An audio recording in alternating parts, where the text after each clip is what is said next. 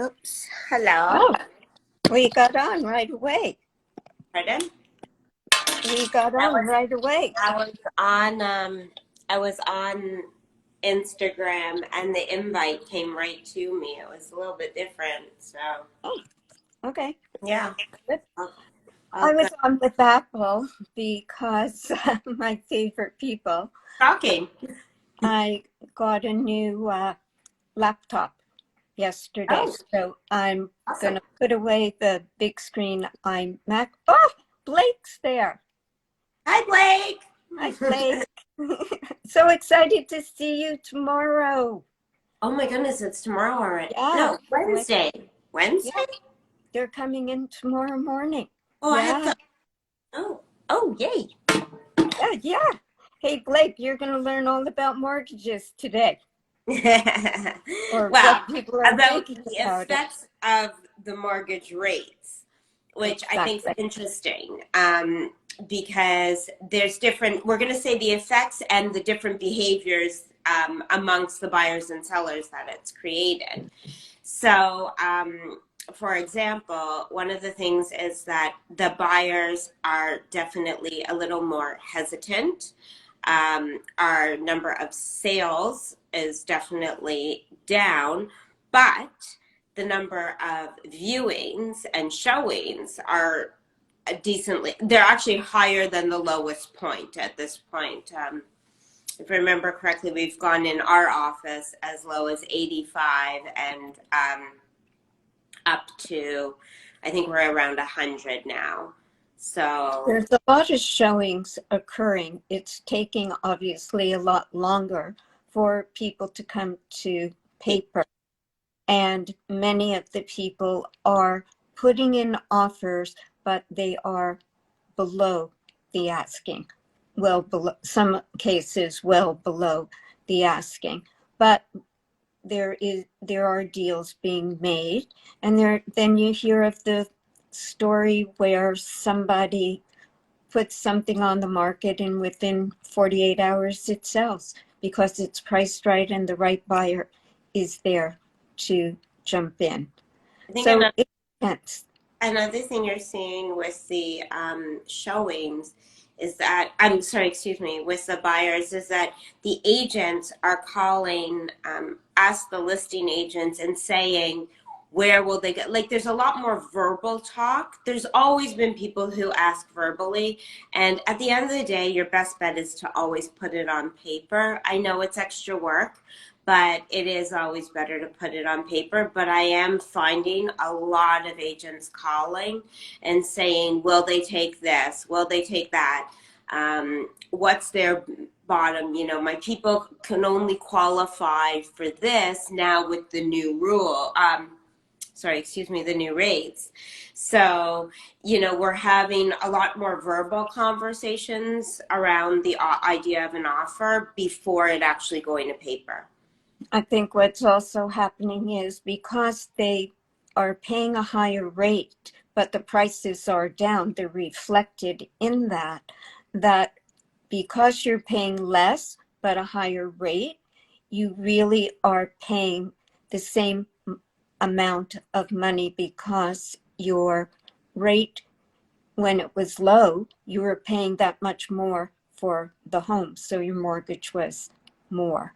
So it really does equal out itself if you work it out with the numbers. And I think that there are definitely still a lot of buyers out there.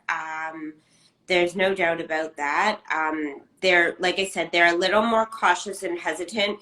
And what I'm finding also is once the first person goes to paper, you are literally getting multiple offers because you do have that many showings on your property. So people do come out of the woodwork because there are so many people standing on the sidelines.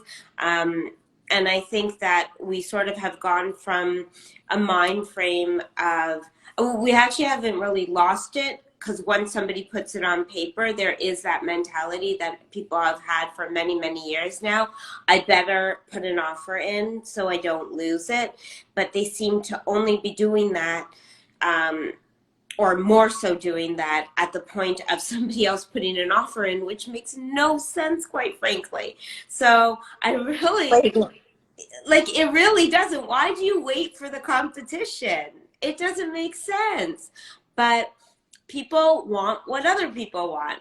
It's just sort of the way it rolls. So, I think um, what it is also that the offers are all being with inspections, not so much, but definitely with financing, yes, because they want to be sure, even though they may have a commitment from the bank, they want to be sure that it will appraise yeah. properly. Because if it doesn't appraise properly, then you're not going to get the money, to go forward. So besides being priced, the seller has to be priced accordingly, so it will appraise when the finance clause needs to be removed and the bank appraiser has to come in and appraise the home for the right value. I'm also finding there's a little trend, especially this month. I mean, we are already more than midway through November, and I'm finding that there's a lot of exclusive listings coming out, which is kind of ironic since our conversation last week with Bob Aaron. Um, but I'm finding that they're exclusive because the sellers are sort of perhaps testing price points, but on top of it, a lot of the sellers' mentality is that they they aren't desperate, so they're coming out a lot earlier and by way of exclusive than they might, so that they're not in a position. They're not in a weak negotiating position. Basically, they don't feel desperate to sell. So that's one reason why they're going the exclusive. The time of year, people know that December brings out the bargain hunters. That's what they call it. They feel like people are desperate, but they're not. They're testing the market, if anything. Um, Or and they will come to market and then they'll take it off for the holiday time and they'll come back in February. February, yeah. So it's like, do you do it now and go out on MLS, go out at a price that you're okay with, because we don't know what the spring will be. We, being optimistic, we're hoping things settle down and people will start coming out even more and start buying, and the spring will be a more positive buying experience for everybody. But if you read this morning, they're saying that the market could crash. We don't know. That they're saying it's going down even further. So a lot of people, when they read that, they're hesitant and they are waiting. So if somebody doesn't have to sell, you could see there's always that supply and demand. And if the supply diminishes more than what it is now, there's very few new listings coming out on MLS these days. So if there's no inventory, the prices are going to stay. hmm I think they're just gonna basically at this point, I think for now they're just neutralizing. So the good news is that if you're buying now, you most likely are getting a discounted price from about a year ago. Um, and because there was still unknown with COVID and all of that, and people were still moving, and people weren't traveling as much, and they had lots of money at their hands and stuff. So it was very different. Um, as we move forward and continue, even with these little blips of, maybe COVID heights and certain people still feeling uncomfortable about going out and doing different things. But at the end of the day, things that we would have priced a year ago at this time and we're pricing today are definitely lower than that. And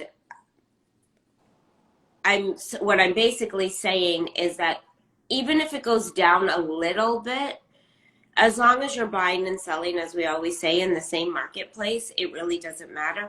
But the other thing that's going to happen is there's going to be um, like a dropping of a lot of homes. If people do see it sliding, there's going to be a lot more supply that will come to market. So those who are holding off on putting your house up for market, speak to us about an exclusive if that's your comfort level, or whoever your preferred realtors are, because I really do think that if you have something that could be like very marketable home, especially right now, it doesn't matter what time it is of the year, your house will sell, and it will sell for the market value instead of what might be a discounted value down the road.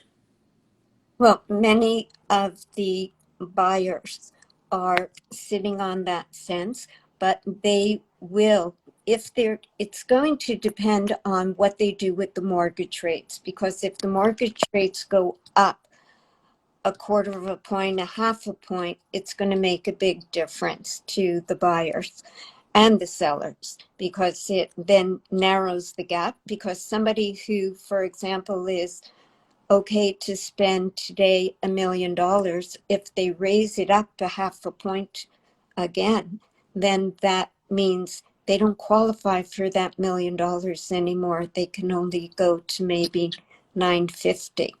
So it makes a difference. So everybody has to change where they fall into what bracket. And I think that the mortgage rates are affecting people. And it'll be interesting to see that the people who had from 3 years ago, 5 years ago, the so-called cheap money at very low rates, they're going to start coming due. And if they don't qualify for the mortgage, new rate, because just not the new rate, it's plus the new rate plus an amount that they add on to it for you to qualify. And if they don't, then we could wind up with many more homes on the market. Right. And then we'll have an imbalance with the supply and demand. And if you're holding off because you think that the market, which we are hopeful that it'll get better, but what if it goes the other way and you have a large supply? Then what's the point of holding off? So I mean, look, at the end of the day, it all has to do with your life stage and what's going on in your life and what we use as your unique situation. That's going to affect whether you buy or sell today, tomorrow, or 6 months from now. You know, we deal with a lot of empty nesters, and a lot of them are not in a position that they have to sell. It's not like a need to have to sell. And like I said, some of them were, you know, we know that we have like a signed agreement between us, but we're not marketing it. It's just if we hear from an agent or something and we know somebody's looking for that, then we have permission to actually, and don't have to worry about going through the paperwork and everything to, you know, share that home with somebody, because there could be a move in the next 6 to 12 months. So it's sort of more of a long-term game idea, like, too, that we're playing here, like, as opposed to immediate. But, you know, you're sort of making your points at different times over the next 12 months. But the mortgage rate definitely is affecting both the buyer and the seller, because they go hand in hand. So we have to be sure that the buyers are qualified and they do have their mortgage placement. Yeah, so it's definitely important. So Anyway, it's also important that you, if you are considering selling, if you do call in one agent, two agents, whatever you do, you really listen to what they're saying, and listen to the way they deliver it to you, because if they're delivering you a number just to make you happy, and in the back of their mind they're like, we'll just reduce it, so we'll tell them this number because that's, listen to who you're talking to, and the way, like I said, they deliver it. Make sure they're being honest with you and they're being realistic. If you feel like they're just trying to make you happy, you might want to reconsider and interview another agent, because this market, one of the most important things that you do is to stay realistic, know your market, know who's buying, know their negotiating ways, behaviors, and or hire agents who know that for your area, because it's super important. Well, I think that we can wrap this up because places to go and people to see, as the ladies say, right? All right. So everybody have a good Have a week. great week. And if And you have any questions, or you want to talk to Cheryl and I about a particular home or a family member's home, we're always here for you. So that's it. Happy Tuesday. take care. Bye.